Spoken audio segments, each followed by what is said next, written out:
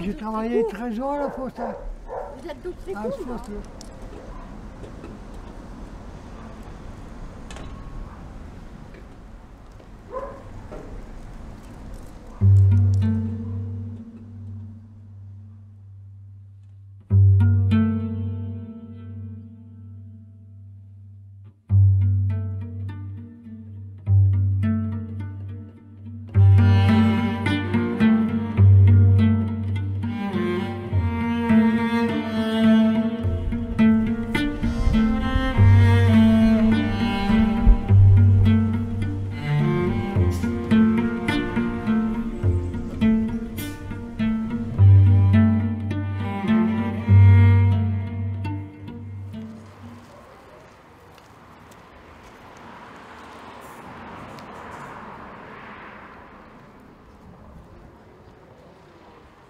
Est-ce que vous savez ce que c'est les mineurs et la mine? Non. Ouais. Je sais pas trop l'expliquer. Et dis ce que tu penses, même si c'est juste quelques mots. Ben, c'est des gens qui ont travaillé avec de la terre, je sais pas, quelque chose comme ça. Je sais pas vraiment qu'est-ce que c'est. Des mineurs, il y en a plus tant que ça, hein. Je veux dire, la plupart des mineurs, ils sont en train de décéder, hein. Je veux dire, avec les poumons et tout, qu'ils ont été, ils ont tous de la silicose, hein. Ici, il y a eu des mineurs qui ont travaillé durement pour gagner un salaire vraiment minime. Et ils étaient heureux, hein, ils étaient heureux comme ça. Mais bon, je vais leur faire comprendre ça. Qu'à Austricourt, il y a eu des mineurs. Parce que là, ici, à Austricourt, il n'y a aucune trace. C'est pour ça qu'avec le maire, on a peut-être mis... on s'est dit, tiens, on va mettre une plaque. Le souvenir de nos ancêtres. Nos mineurs. Ah, c'est pas marqué ça, mais bon, on pourrait le mettre. Alors, au cimetière, il y a beaucoup de mineurs polonais. Hein. Polonais, puis bon, maintenant, il y a beaucoup d'émigrés marocains, algériens. On voit sur des tombes des moments des lampes. Il y a aussi des portraits de mineurs. Sur presque chaque tombe, il y a un petit truc qui représente la mine.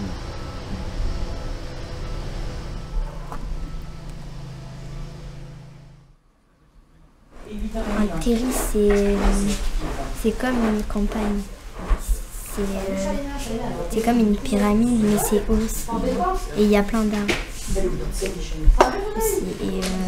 Il y a de la terre et tout. C'est haut. Voilà. En fait, un terri, c'est comme une montagne. Qu'est-ce qu'il y a au Austricourt là? C'est comme une montagne avec des arbres, de la terre, tout ça. Un terri, c'est un amas de déchets. Parce qu'avant, on retirait les charbons du sol. Et quand on retirait le charbon, il y avait des déchets. Et les déchets, on les accumulait dans des endroits et on les appelait terris.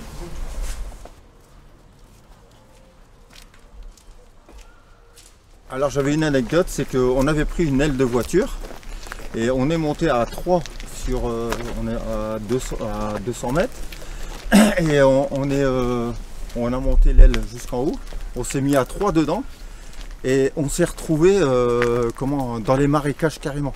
On a glissé et puis on s'est retrouvé dans les marécages et quand je suis rentré chez moi, j'étais noir. Ma mère elle m'a pris, elle me dit, il faut que tu te changes, hein. Si ton père te voit, il va te tuer. Et du coup, bon, je me suis changé, mon père, il n'a pas su.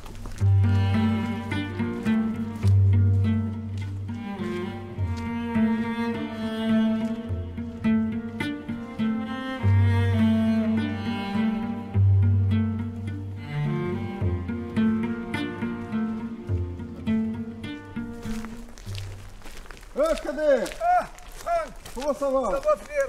Ça va, et vous, ça va? Ouais, ça va. Bien, vous baladez aussi? Ah, mais c'est bien. Ça. Tu te rappelles quand les mineurs, ils allaient chez Mietech?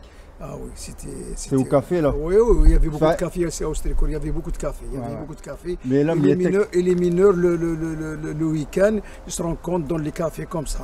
Et c'était bien, c'était ouais. magnifique. Mais il y avait, les cafés algériens, mais il y avait les cafés polonais. Il y avait 2 cinémas, 3 cinémas ici, je crois. Ah ouais, 3 cinémas, ouais. Ouais, ils allaient souvent, ils partaient au cinéma. Il y avait plus de monde avant que maintenant.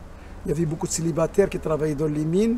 Et puis, comment dirais-je, il y avait beaucoup de cités, vous vous rappelez? Ouais, les cités Saint-Éloi. Bah justement, on va aller faire un petit tour au Rintatou, là.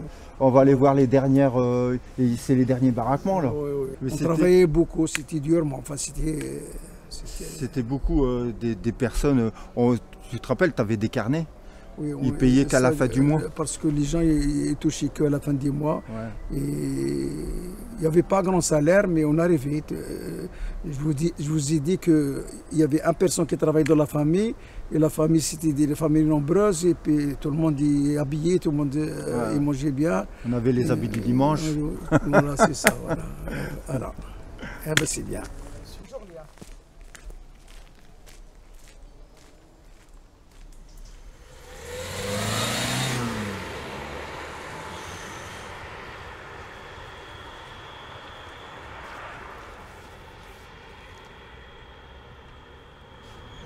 Ça a bien changé, hein. Enfin, quelle différence.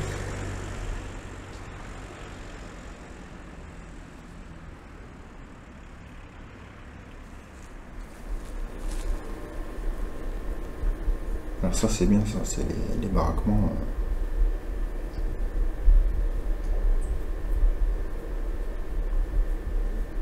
Mais ils sont tous bien en ligne.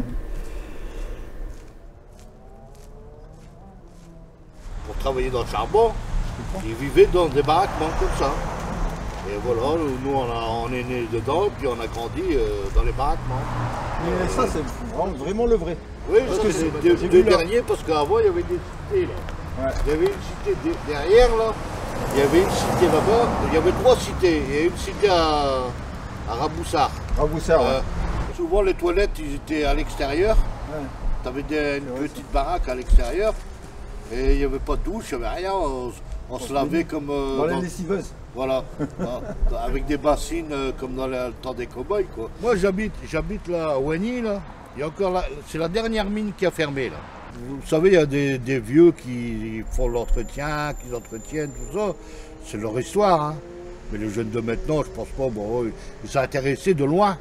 Du coup, vous n'avez jamais entendu dans votre famille, par exemple, un grand-père ou quoi qui était mineur ou qui connaissait quelqu'un, vous n'avez jamais entendu ce genre d'histoire? Non, pas du tout. Et à l'école, on vous en a pas parlé non plus? Si. Ouais. En fait, on était dans une grotte. On a même vu un train de mine. On nous avait dit que chaque wagon pesait à peu près 65 kilos. Je crois que c'est ça.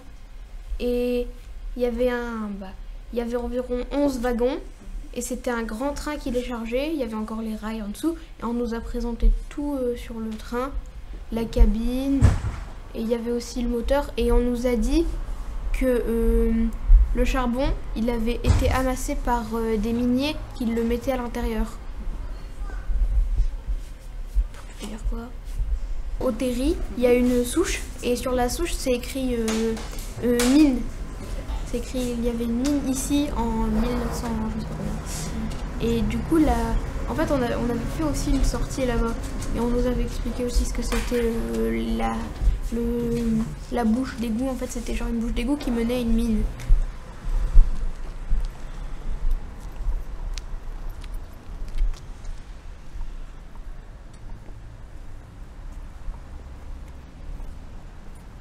Ouais, c'est bien le puits numéro 6, alors c'est 1907-1954. La mine quand elle a été détruite, quand on a vu tous les, les trucs détruits, toutes les maisons détruites, tout ça, ça m'a fait mal au cœur, quoi. Quand j'ai vu la cité Saint-Éloi disparaître, c'est ça qui m'a... En plus ma maison, J'ai même fait des photos de ma maison quand, avant qu'elle disparaisse. Et j'ai pris le numéro, j'aurais dû le prendre, tiens. J'avais le numéro de ma maison que j'ai gardé. Le changement qu'il y a eu, franchement, ça fait... Bon, déjà, quand j'ai vu ici le puits, avec la plaque, j'ai regardé, je me suis rappelé un petit peu, quoi. Et puis, mais on voit qu'il reste que ça. C'était des grands bâtiments, et là, on voit que ça. Je veux dire, on voit... Il n'y a plus rien, quoi, je veux dire. Ici, il n'y a plus rien. On dit que maintenant, c'est une zone pour... les gens, ils viennent, ils ne savent même pas, il y a des moments, il y a des gens, ils viennent ici, ils ne savent même pas ce que c'était. J'ai passé là, c'est là que j'ai vu la plaque. Et autrement, même moi, je ne savais même pas qu'ils avaient mis une plaque là. Il y aura toujours quelqu'un qui voudra parler de la mine. S'il reste encore les cités des mines, ils vont encore en parler. Ils savent, les gens, ils savent, ils se disent, moi déjà, quand... Là, je suis parti à Libercourt, je suis rentré dans une maison des mines, j'ai un copain qui a une maison des mines. Je me suis dit, purée, il y a même les gens, ils disent qu'il y a peut-être des fantômes quand ils rentrent. Il me l'a dit ça hier. Il m'a dit, écoute, j'ai trouvé ma serviette quelque part, que je ne l'avais pas mis. Et il dit c'est peut-être un fantôme, l'ancien mineur qui était là, qui a déplacé la serviette. Et il m'a dit ça, franchement, ça fait drôle, quoi. Mais bon, quand on rentre là-dedans, je pense que même s'il y a un revenant là-dedans, je ne pense pas qu'il vient lui faire du mal.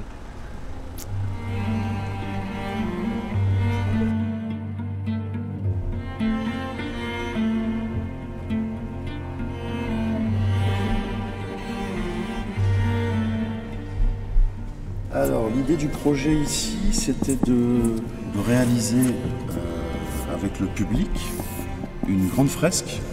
Donc l'idée c'est d'apporter une touche artistique, un peu un décor à l'endroit.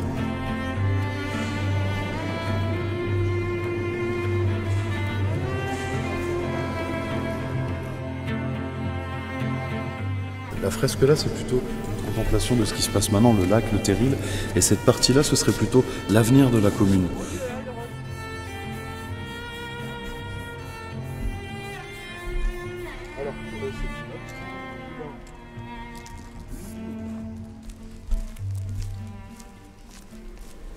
Mon père a vachement souffert. Je l'ai vu souffrir, il avait du mal à respirer et tout. Et bon, j'allais l'accompagner de temps en temps à la mine. Il était content, hein, franchement, il était content quand je le ramenais à la mine. Et mon père, c'était mon père, quoi. On peut pas renier, je veux dire, ce qu'il faisait, quoi. Je veux dire, il gagnait son pain, mais alors vraiment à la force de ses bras. Hein. Donc il a eu les poumons séchés. C'est ça aussi que quand il est décédé, la mine, je voulais pas la perdre. Je voulais faire connaître aux personnes ce que c'était. D'ailleurs, quand j'ai fait l'exposition, j'ai vu des gens pleurer. J'ai eu des frissons, quoi. Quand j'ai vu les gens pleurer, quand ils ont revu des photos sur les mines de Strécourt, des photos de leur famille, les noms marqués sur le calepin que j'ai. Donc ouais, ça me donne encore plus envie de faire des expositions.